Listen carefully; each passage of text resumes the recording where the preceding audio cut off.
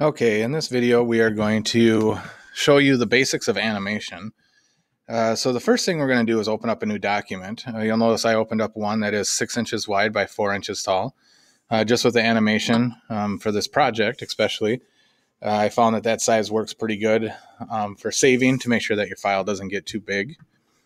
First thing we're going to do is create a new layer. I'm going to show you an animation of a ball bouncing across the screen and having it change states where it looks like it squishes down when it hits the edges of the wall. So the first thing I'm going to do is create my ball. So I made a new layer. I'm going to use the elliptical tool and just make a circle. And we'll make a ball here that looks a little bit three-dimensional. So I'm going to put a gradient in and use a radial gradient. And now I have my ball. So think of it as we're going to create an animation where we're going to create frames where in each frame the ball's in a different location. So it may start here, second frame it's going to move here, then move here, and so on till you get it to make it look like it's moving across the screen. So in order to start our animation, we're going to go up to Window and click on Timeline. You're going to want to make sure this drop down, usually the default is Create a Video Timeline. We're going to want to make sure we create a frame animation and then go ahead and just click that button and you'll notice a little timeline that shows up with frames. So this is going to be our first frame. Think of it as like one of those flip books where you draw different images, and as you flip through like a Post-it pad or something, it makes it look like the image is walking across the screen. So that's what this is going to do. So the next thing I need to do is make another frame. So now I have two of them. Okay, it's kind of similar to the layers over on the right-hand side, but this is what the video is going to play through.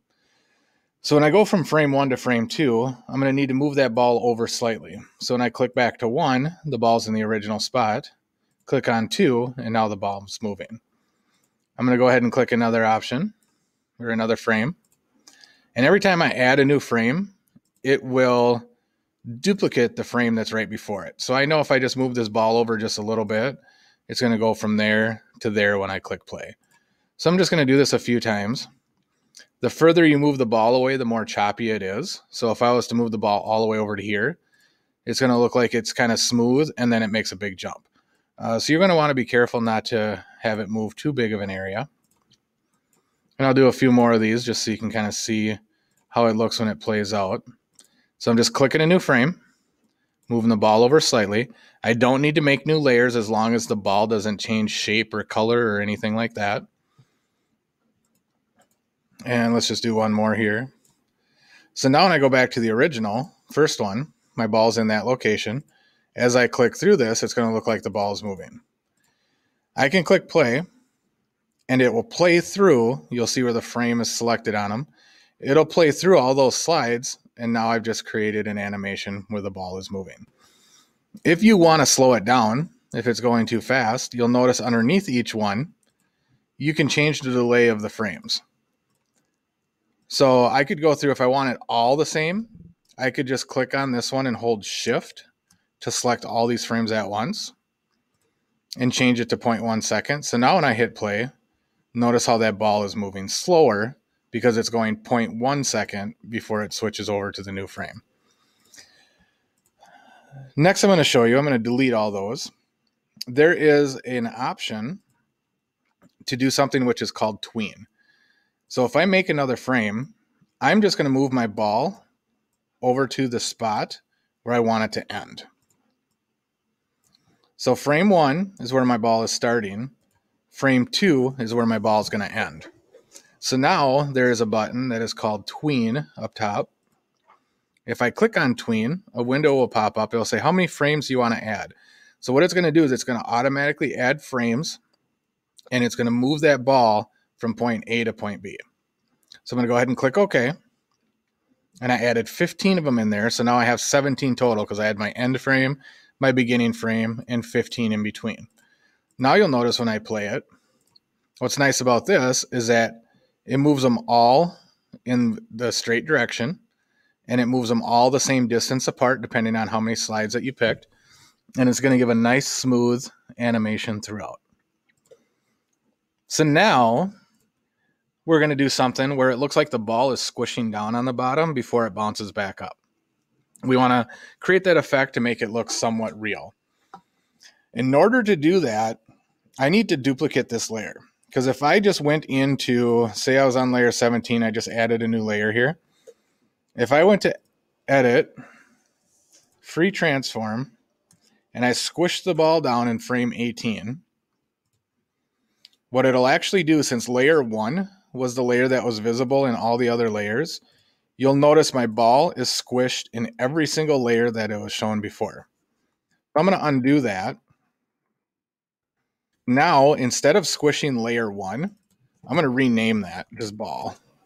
So that way you guys know what it is. Instead of squishing the ball layer, I'm going to right click on it and go duplicate layer. It's going to be ball copy.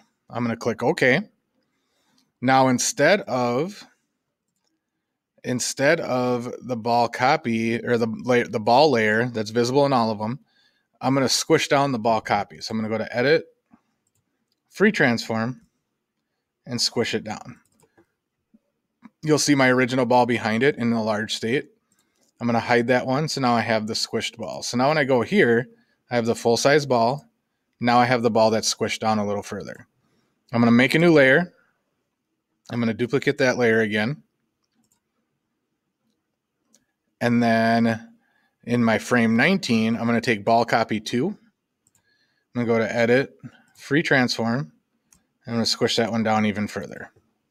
And then I'm going to hide ball copy. So in frame 17, I have the ball layer visible. You'll see the eye is there. Frame 18, ball 2 or ball copy.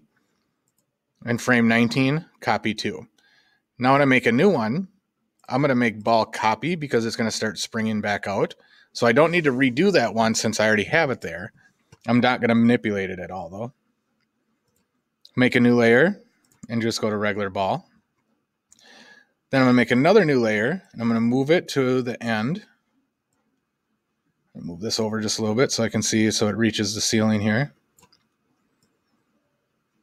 Then I'm going to tween between 21 and 22 because I want to add those layers in between. So I'm going to click that tween again. It's going to tween with the previous frame. This time I'm going to add maybe 18 frames just because it's going a bigger distance than the first one. And I'm going to click OK. Now when I play through from the beginning, you'll see the ball will travel down. It'll get to the bottom. It squishes down and it bounces back up in the other direction that we just tweened it. It's kind of glitchy when it started, but as it plays through, it'll be more smooth.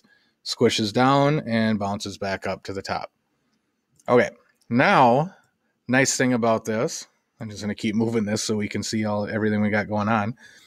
If I want the ball to squish up on the top and then go back down, what I'm going to do is I'm going to add a new layer, but now I'm going to put ball 2 copy back up, and I can move it as long as I'm not rotating it, changing the size of it. I can actually just move it over to a different location, even though the last time I used it, it was down here. So I'm going to hide that layer. I'm going to add a new layer, and I'm going to go to ball 2 because it's squished down even further. I'm going to move that back up to the top here and get rid of ball copy. Add another one, go ball copy, get rid of ball 2. Add another one and bring my original ball back up. So now when I play through, the ball squishes up, springs back out, and now we're going to have it go on its way over to here. Again, we're going to tween between this frame and this frame to add the ones in with a gradual add. So I'm going to click my tween button again. Let's go back down to 15 because, again, this is a little shorter distance like our original first one. So it tweened all those layers in between, and let's see what that looks like from the beginning. I'm going to click play, have it bounce up, gets to the top, squishes back down, and bounces off to the edge of the paper. So that is the basics of creating a frame animation. One thing I do need to note, though, is that with Photoshop, sometimes there's a default where if I click this little setting right here, it says make new layers visible in all frames. If that is checked, see how that one's checked now? If I was to make a new layer, and if I was to draw, I'm just going to draw a circle on one of them. If I was to draw this circle, what it'll actually do is it'll make that visible in every single layer. So I don't want that to be there because I don't want that to be on every layer. So I'm just going to step backwards. And one thing to check is just make sure that that check mark is not there when you start creating. Thank you.